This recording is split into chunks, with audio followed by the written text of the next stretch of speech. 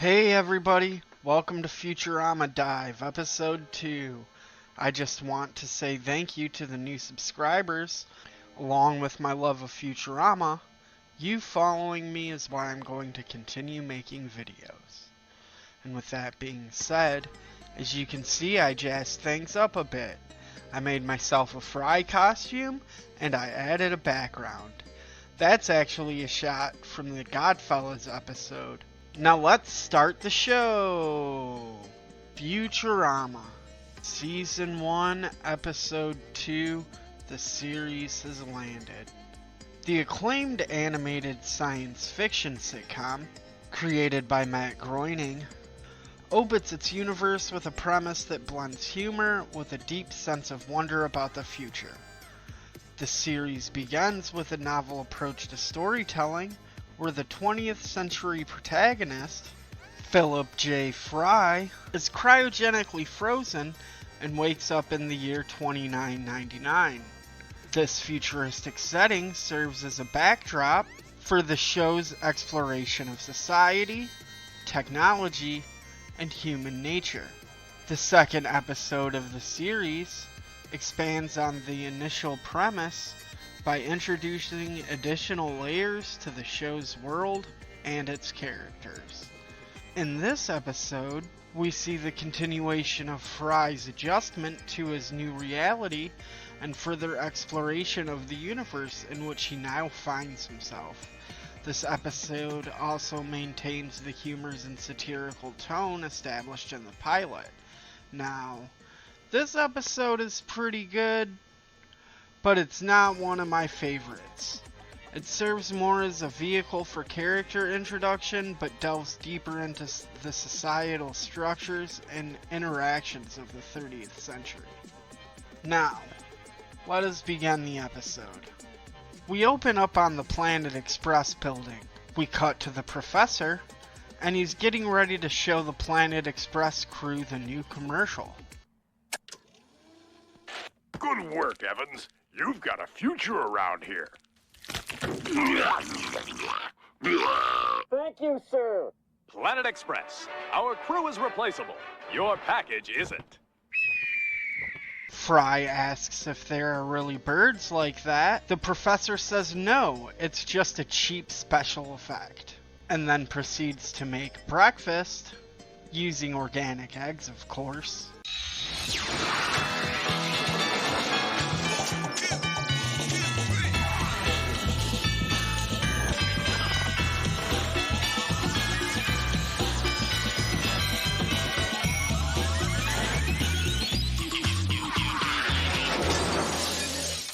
Enter with Hermes arriving to work with a package.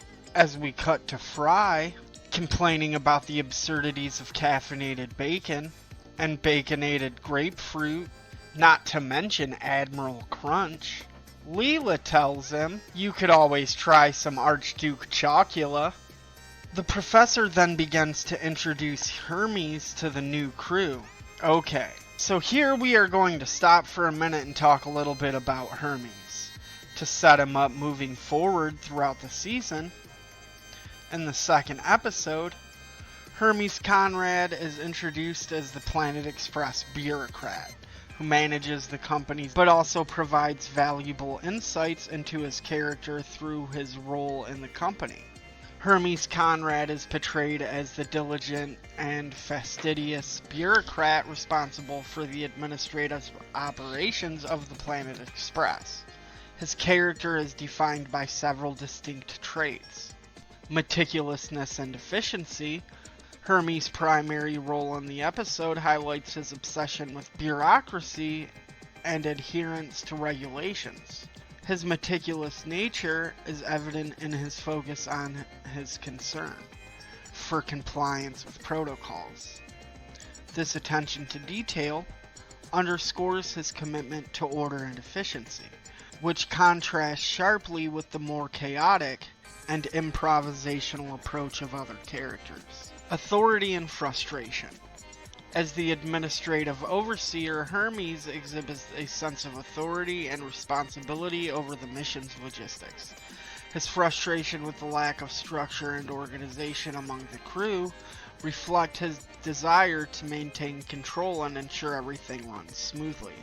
This aspect of his character adds a layer of tension and humor, as his attempts to impose order often clash with the more erratic behaviors of his colleagues. Hermes' interactions with Fry, Leela, and other crew members reveal different facets of his character and contribute to the development of the episode's character dynamics. His frustration with the crew's lack of structure contrasts with their more spontaneous approaches, creating opportunities for humor and conflict that enrich the narrative. These interactions also provide insights into the personalities and motivations of the other characters, highlighting their relationships and roles within the Planet Express organization.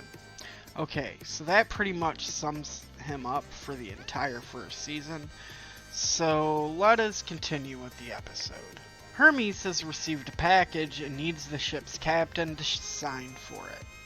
As the professor realizes he has not picked a new captain yet, he picks not Fry, and not Bender, but Leela.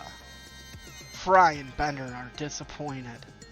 Hermes has Leela sign a waiver, relinquishing any and all liability of their responsibility if and when she dies, in any and all possible circumstances.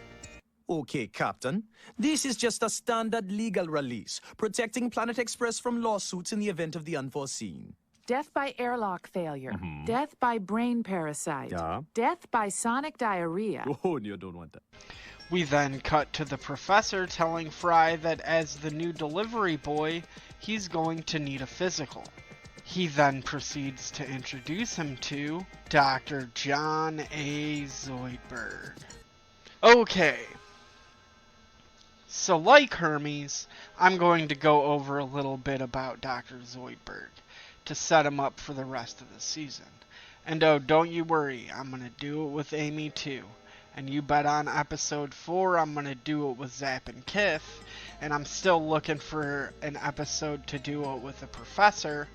And I'll probably do Bender, Fry, and Leela a little bit in each episode. But as the other characters come in a little bit more prominently and I find a good reason to do their introduction a little bit more solid and kind of like, you know, I'm gonna do it as each episode goes on. So I don't want to spoil anything and I don't want to go ahead. You gotta keep watching or just go and watch it on Hulu. So anyway, continuing back to Dr. Zoidberg here. Dr. John A. Zoidberg stands out as one of the most unique and eccentric characters. Introduced in the second episode, Dr. Zoidberg's characterization offers a fascinating glimpse into the show's blend of satire and science fiction. A crustacean-like alien from the planet Decapod 10 is presented as the Planet Express ship's physician. His distinctive appearance, marked by a lobster-like skeleton, clawed hands, and an unsettlingly large mouth, immediately sets him apart from other characters. Like Fry and the Professor, he's voiced by Billy West. Zoidberg's vocal delivery, combined with his visual design, contributes significantly to his comedic effect. From his initial introduction, Dr. Zoidberg is depicted as an underachieving and socially awkward character. He exhibits a blend of incompetence and earnestness that defines much of his screen presence. His medical qualifications are often questioned, and his general demeanor suggests a lack of professional acumen. This portrayal is contrasted by his sincere but misguided attempts to fit into his role as a doctor. Adding layers of humor and pathos to his character, Dr. Zoidberg's relationships with the other members of the Planet Express crew are central to understanding his character. His interactions with Fry, the protagonist, often highlight his role as a source of comic relief. Fry's reactions to Zoidberg's quirks and mistakes underscore the absurdity of Zoidberg's character, while also emphasizing Fry's own struggle to adapt to the future. With Leela, the ship's captain, Dr. Zoidberg's relationship is more complex. Leela's role as a competent leader contrasts sharply with Dr. Zoidberg's medical ineptitude. Their interactions often showcase Leela's frustration with Zoidberg's lack of effectiveness, while also revealing her patience and professionalism. This dynamic adds depth to Zoidberg's character, portraying him as a figure who, despite his shortcomings, is still part of a large, functioning team. Additionally, Zoidberg's portrayal reflects broader themes of societal inclusion and the often overlooked nature of certain professions. His character serves as a reminder of marginalized and underappreciated roles within any organization. Through his interactions and comedic failures, the show provides a satirical look at how individuals who do not conform to traditional standards of competence are perceived and treated. As the series progresses, Dr. Zoidberg's character continues to evolve, but his early appearances lay a strong foundation for understanding his place within the Planet Express crew and the broader narrative of the show. Excellent, excellent. Now open your mouth and let's have a look at that brain. No, not that mouth. I only have one. Really?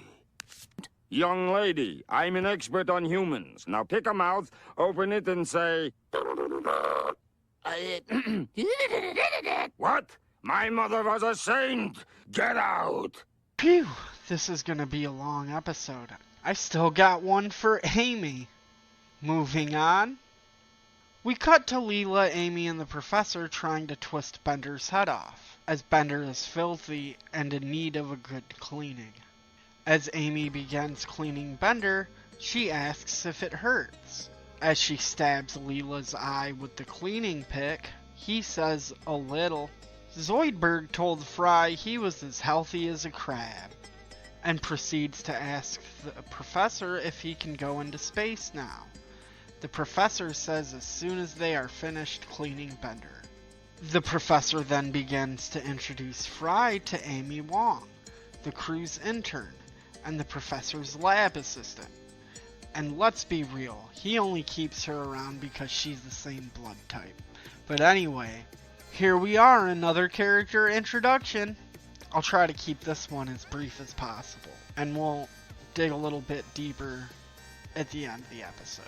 Amy Wong, whose role begins to crystallize in this episode, voiced by actress Lauren Tom, is first introduced where she is presented as a new character, working at the Planet Express company. In the second episode, her character becomes more pronounced, offering viewers a clear picture of her personality and role within the show's universe. Amy Wong is characterized by her youthful exuberance, a laid-back attitude, and a seemingly carefree approach to life. She is a member of the wealthy Wong family, who are known for owning Mars. This background provides context for Amy's role and demeanor, despite her affluent status. Amy is portrayed as approachable and relatable, contributing to the show's dynamic character ensemble. Amy Wong's role becomes more visible as the plot unfolds. So let us continue, because she will be tagging along this week's mission, and when we reach the climax of her story this episode, I'll finish her introduction. Let us continue. Amy begins to comment on the fact that Fry was frozen. Fry seems to think this makes him look cool or something. Leela brings up the fact that Amy comes from an obscenely wealthy family, and Amy tries to act like it's not a big deal or anything. Bender begins to distract the rich girl so he can steal her wallet, but he just takes her money. The professor says it's about time to deliver those packages. Come on, Bender. Let's mosey. Nice catch, idiot. Fry asks where they are going anyway. Leela tells him nowhere special, just the moon. And this excites Fry. Amy says she loves things like the moon and asks if she can tag along. Leela reluctantly obliges. And the professor tells her not to leave any of Amy's blood behind if she dies. As the Planet Express ship prepares for takeoff, Fry asks if he can count down, and Leela says she guesses, and Fry begins to count down from 10. And right as he is about to say 8, Leela tells him that they're there. He counts back from 8 to 1 as fast as he can and says blast off, awestruck. Fry runs out excited to check out the moon. To Fry's amazement, they've landed an amusement park on the moon. That's one small step for Fry. And one giant line for admission. Can I have cuts? No. Okay, now that we have essentially established the A-plot of the episode, focusing on Fry and Fry's excitement to go to the moon and his amazement on the moon's theme park, let us delve into this idea of a theme park on the moon for a minute. This setting plays a crucial role in the narrative and thematic exploration of the episode, providing a humorous yet poignant commentary on commercialization, the loss of wonder, and the impact of consumer culture on exploration. The moon's theme park is portrayed as a highly commercialized tourist destination, complete with corporate sponsorships, advertisements, and gimmicky attractions. This depiction serves as a satirical commentary on the commercialization of space, and the extent to which consumer culture has permeated even the most adventurous and previously uncharted frontiers. The park's design, with its neon signs, gift shops, and themed entertainment, contrasts sharply with the romanticized vision of space exploration that was prevalent in Fry's 20th century world. The moon's transformation into a theme park reflects a broader critique of how commercial interests can reduce the grand ambitions and pioneering achievements to mere entertainment commodities. The satirical portrayal highlights the irony of turning a celestial body, once a symbol of human aspiration and exploration, into a banal and commercialized attraction. By doing so, Futurama underscores the tension between the idealized notion of space as a realm of limitless possibilities and the reality of its commodification. The moon, which in Fry's time was a symbol of scientific and exploratory ambition, is now presented as a mundane destination for consumer-driven entertainment. This shift from wonder to commercialization reflects concerns about the impact of consumer culture on the integrity of human achievements and the erosion of meaningful experiences. Okay, let us see what happens next. Fry rushes off to tell the crew there's an amusement park on the moon. Amy tells Fry everyone knows there's an amusement park, it's the happiest place orbiting Earth. Leela reminds them all that they have work to do and they don't have time for all this moon nonsense, but says maybe we can check out the bumper cars when we're all finished. This excites the crew. Leela entrusts Amy with the keys as second most competent crew member, and Fry and Amy begin to hoist down the crate. Amy loses the keys when she hits herself with the magnet, causing them to fall in the crate they are there to deliver. My first space delivery. Greetings, Moon Man. We come in peace. I am Fry from the planet Earth. Wise guy, huh? If I wasn't so lazy, I'd punch you in the stomach. But you are lazy, right? Don't get me started. Now that the delivery is finished, the crew can begin wandering around the theme park. When Bender is accosted by the park's mascot for drinking in public, and he's going to have to confiscate his alcohol. Bender then tells him that better mascots than him have tried, and proceeds to chug his beer, and shoving the bottle in his eye. I'll have to confiscate your alcohol, sir. Better mascots than you have tried. This poor mascot. The crew begins looking at the souvenir stand. Bender and Leela begin discussing how all the souvenirs are trash for idiots to give for gifts to other idiots.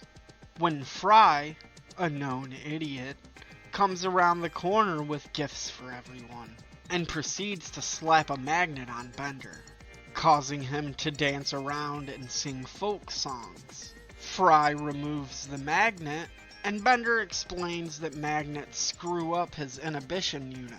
Okay. Uh-oh.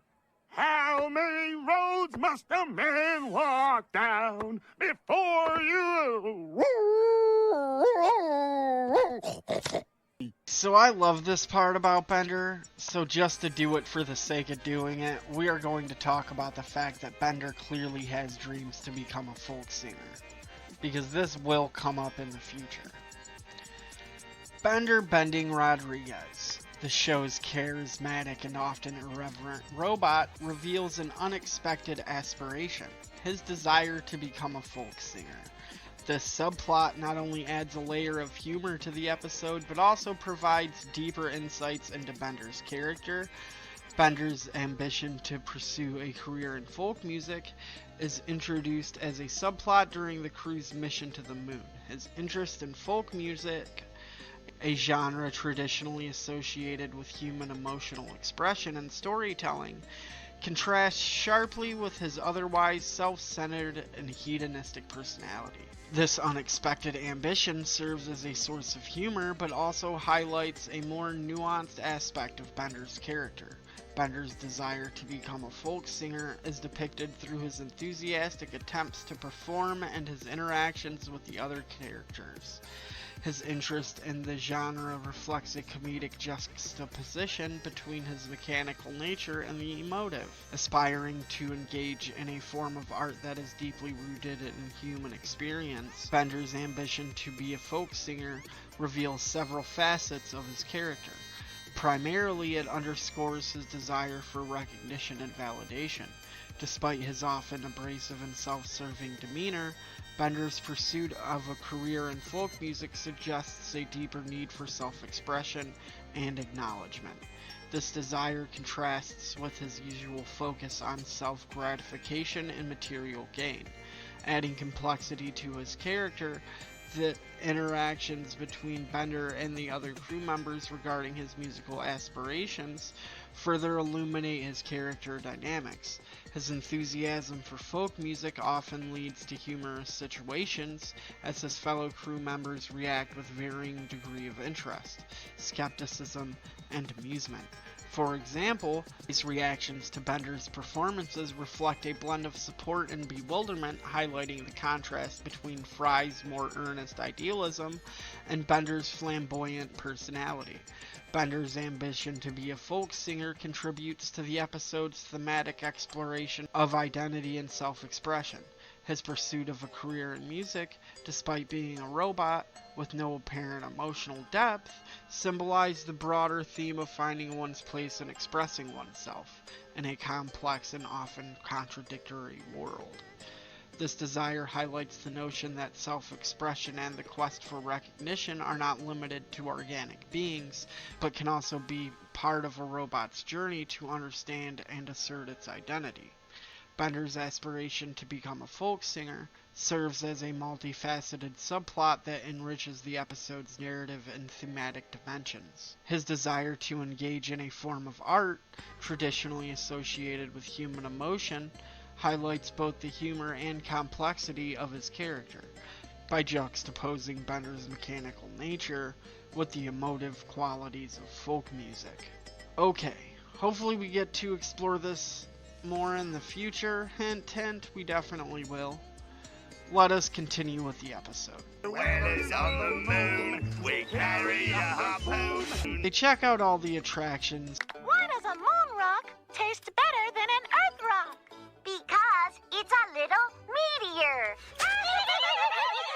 Fry thinks they all suck. This is weak. Fry begins to complain about the artificial nature of the amusement park and wants to go check out the real moon. Leela and the rest of the crew tell Fry it's boring out there and there's nothing to do anyway. Let's talk about why Fry wants to check out the surface of the moon, why not? For Fry, the moon represents more than just a destination. It symbolizes a realm of possibilities and the fulfillment of his dreams that were unattainable in his 20th century life. The moon, in Fry's context, is a manifestation of the extraordinary and the fantastical. In the late 20th century, when Fry was frozen, space travel was still largely a matter of theoretical ambition and scientific exploration. The notion of space tourism and everyday lunar excursions was beyond the reach of ordinary people. Fry's excitement about going to the moon can be attributed to his nostalgic yearning for the grand adventures and cosmic exploration that were prevalent in the science fiction of his era. Fry's enthusiasm for the moon trip is characterized by a mix of childlike wonder and unbridled excitement. This naivety is evident in his behavior and dialogue throughout the episode. For Fry, the moon is not just a scientific or commercial entity, but a symbol of his personal aspirations and his new chance at experiencing extraordinary things. His eagerness contrasts sharply with the more jaded perspectives of other characters, such as Amy, Leela, and Bender, who are more accustomed to the routines and commercialization of space travel. Fry's reactions to the lunar setting, his fascination with the moon's artificial atmosphere, and his excitement over mundane features, like the tourist traps, highlight his genuine sense of wonder. This exuberance underscores Fry's transition from a world where such experiences were confined to dreams and media, to a reality where they are tangible and accessible. His reactions serve as a poignant reminder of the awe and excitement that can accompany the discovery of a new world, even for a character who is otherwise out of place. The journey to the moon is also a personal milestone that marks his transition from being a disoriented relic of the past to an active participant in the future. The moon trip represents a tangible step towards integrating into this new world and embracing the opportunities it offers. This excitement is reflective of Fry's broader journey of adaptation and self-discovery. The moon as a destination provides Fry with a sense of purpose and a way to connect with the future he now inhabits. Moreover, the moon trip is significant for Fry because it aligns with the idealized visions of space exploration that were prevalent in the science fiction of his original era. The excitement and sense of accomplishment he feels are tied to his childhood and adolescent dreams of space travel, a vision that now finds reality in his futuristic setting. The episode encapsulates Fry's struggle to reconcile his past aspirations with the present reality, making the moon trip a symbol of both personal and existential fulfillment. Okay. It's important moving forward with his personality, I think. A little. I don't know. Leela then decides it's a good idea to take Fry on the lunar rover ride so he can ride around on the moon's surface. Fry and Leela begin riding the moon ride. Cut to Amy playing virtual skee ball, and Bender says, "Hey, look, it's that crate we delivered." Amy and Bender approach the delivery and notice the ship's keys in the crane machine. She begins trying to win the keys out of the machine. There ain't no will, so we tell tall tales and sing a wailing tune. Fry proceeds to harpoon himself off the ride track and begins to explore the moon. Yeehaw! Crank up the radio! We're whalers on the... Time's up. Make a U-turn at the next crater. No, not yet. How about we go look for the original moon landing site? Leela tells Fry he's crazy. The moon landing site has been lost for centuries. But Fry decides to ignore the risks of unpreparedly exploring the surface of the moon and ignores her warnings. Fry immediately drives them into a crater full of quicksand. Cut to commercial break, cut to commercial break. Fry tries to sacrifice Leela while screaming every man for himself. Falls deeper in the quicksand and immediately screams for Leela to help him. We're gonna die! It's every man for himself! Help me, Leela! Leela saves Fry using the oxygen tank to escape. Leela tells Fry now they're going to die out here. Fry says every man for himself and then tries to run away. Returning to Amy and Bender trying to win the keys back, Bender tells Amy it's easy. It's just like making love. You know, left, down, rotate 62 degrees, engage rotor. Amy says she knows how to make love and for him to stop distracting her. Amy gets frustrated and storms off, shouting in Korean. And Bender decides to give it a go. That's her, officers! That's the woman who programmed me for evil! I'm gonna go build my own theme park with blackjack and hookers! Returning to Fry and Leela wandering around the surface, Fry tells Leela to leave him to die in a nearby barn. They run into the domed-off barn and start sucking in its precious oxygen, when the local farmer calls them out for trespassing and tells them if they want to stay there, they're going to have to work off the oxygen they're taking up. It don't grow on trees, you know. He tells them they can stay in the barn. But don't go touching my tree, beautiful robot daughters. This here is Ludabelle 7. Yoo-hoo! Daisy May 128K. Yoo-hoo! And the Crushinator. You-hoo. Whoa. The Moon Farmer, whose presence and depiction outside the theme park represents a stark contrast to the commercialized Moon theme park. As a character, he embodies the more authentic and unpolished aspects of lunar life that exist beyond the glossy veneer of consumerism. His role serves as a narrative device to juxtapose the artificial excitement of the theme park with the real, often mundane realities of living on the moon. But enough about that, let's keep going. We cut to Fry and Leela milking a couple of buggalo. We will talk more about buggalo in a future episode, but we will be seeing them again, don't you worry. In fact, Amy's family owns a buggalo ranch on Mars. Anyway, Leela begins criticizing Fry and his excitement about the moon, and says it's nothing but a tacky little amusement park. Fry refuses to accept that, and they agree to disagree.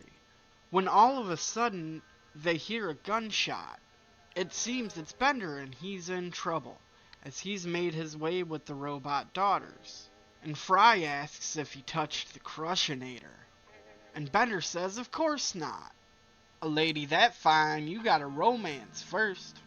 As they go to make their escape, stealing a moon buggy and a full tank of oxygen, the farmer climbs into the Crushinator with his other two robot daughters and begins to chase them down.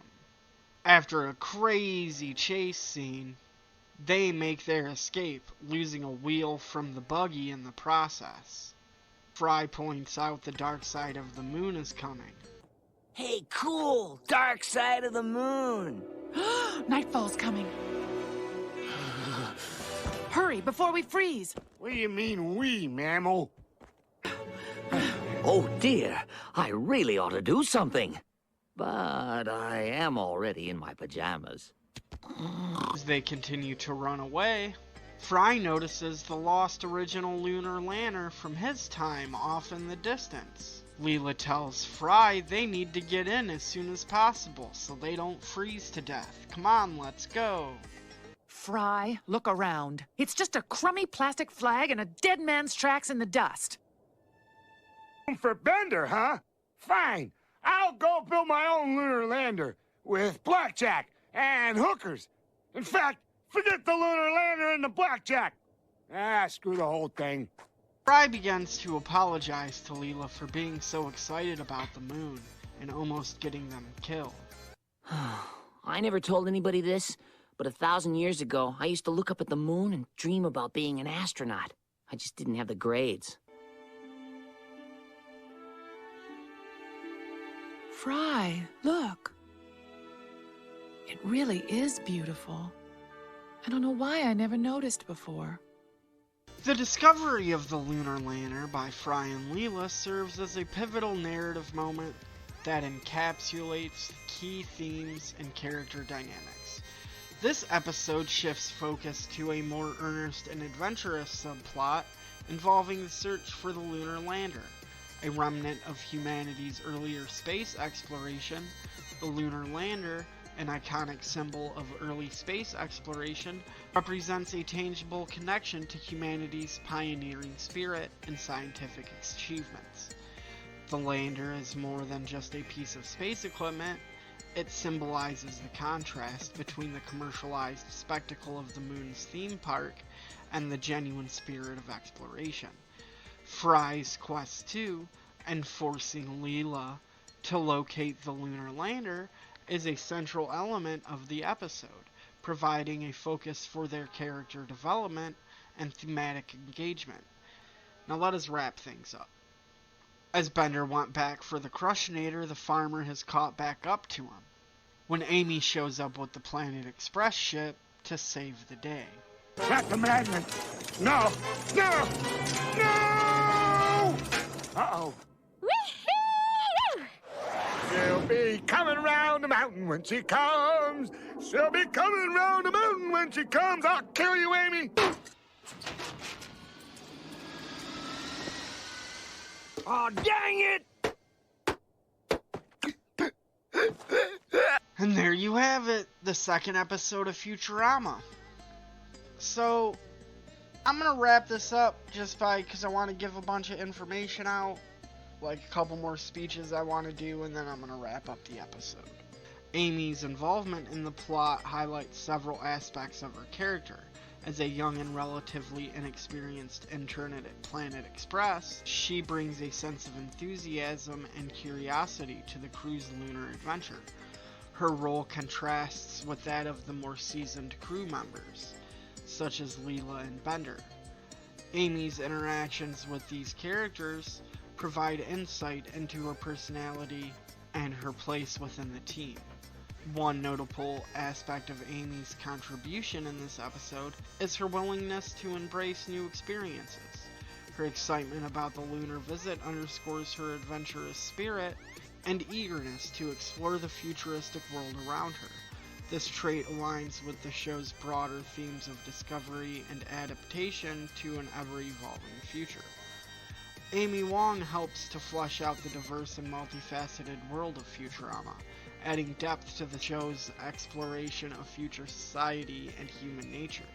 As the series progresses, Amy's character continues to evolve, but her early appearances lay a strong foundation for her place within the narrative and the larger ensemble of the Planet Express crew.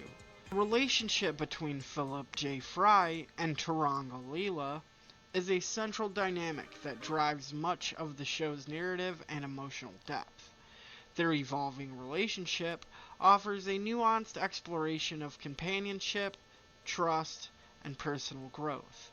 Within the context of a futuristic world, the interactions between Fry and Leela are marked by a blend of friction and potential. Fry's initial cluelessness about the future and his sometimes bumbling behavior stand in stark contrast to Leela's professionalism and no-nonsense attitude. Their first mission is characterized by Leela's frustration with Fry's lack of understanding of the futuristic setting and his general ineptitude. The relationship between Fry and Leela begins to develop more concretely. Leela's role as the ship's captain continues to juxtapose with Fry's status as an inexperienced and often out-of-place crew member. However, this episode provides a more nuanced view of their relationship. Fry's interactions with Leela reflect his growing admiration and respect for her. Despite his frequent mistakes and misunderstandings, Fry shows genuine concern for Leela's well-being and a desire to prove himself. His actions, while sometimes misguided, are driven by a genuine intention to help and support her. Fry's attempts to navigate the complexities of their lunar mission and his willingness to take on challenges reflect his underlying admiration for Leela's leadership and competence. Leela's view of Fry. Leela is more complex and multifaceted. On one hand, she remains critical of his frequent mistakes and a lack of knowledge about the future.